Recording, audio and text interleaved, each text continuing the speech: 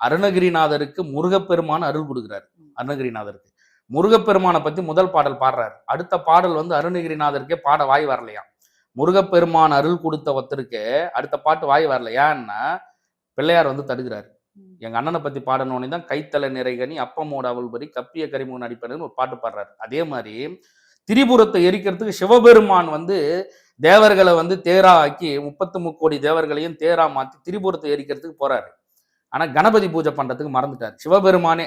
அப்ப என்ன பண்றாரு, தேரோடைய அச்சை வந்து முறிக்கிறாரு. வரலாறு இது. அச்சை வந்து முறிக்கிறாரு.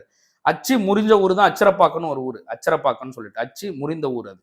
அப்ப அச்சு இருபாகம் ஆன ஊர் அச்சரப்பாக்கம். அப்போ அங்க வந்து பிள்ளையாருக்கு வந்து சிவபெருமான் வந்து பூஜை பண்றாரு. அந்த அந்த கோவில் வந்து 2 மூலவர் இருக்கும். ஒரு சன்னதியில வந்து சிவபெருமான் அம்மாவும் ஒன்னா இருப்பாங்க. உருவத்தோட இருப்பாங்க. எப்பயும் லிங்கத்தோட இருப்பாங்க.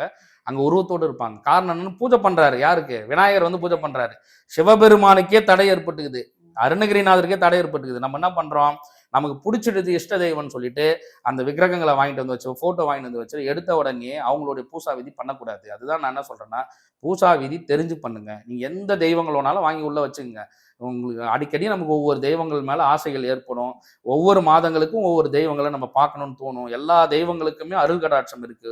ஒவ்வொன்றுமே நமக்கு தனித்தனி சிறப்பு வாய்ந்த ஒவ்வொரு தெய்வங்கள் நமக்கு சித்தர்கள் கொடுத்த எல்லா தெய்வங்களுமே நீங்க பூசை ரூம்ல யார வேணாலும் வச்சுக்கலாம். ஆனா கணபதி பூஜை கணபதி சித்து முடிச்சிட்ட பிறகு உங்களுக்கு இஷ்டமா நீங்க யாரை வணங்கணும்னு நினைக்கிறீங்களோ, வாராகியை வணங்கணும்னு நினைச்சாலும் பைரவரை வணங்கணும்னு நினைச்சாலும் அதுக்கப்புறமா அவங்களுடைய பூசா விதி தொடங்குங்க. கணபதி பூஜை செய்யாம நீங்க எடுத்த உடனே எந்த தெய்வத்தோடைய உக்ர தெய்வத்தோடைய பூசா விதி தொடங்கினாலும் அந்த இடத்துல அவங்க ஒரு ஆட்டம் காட்டிட்டு தான் போவாங்க.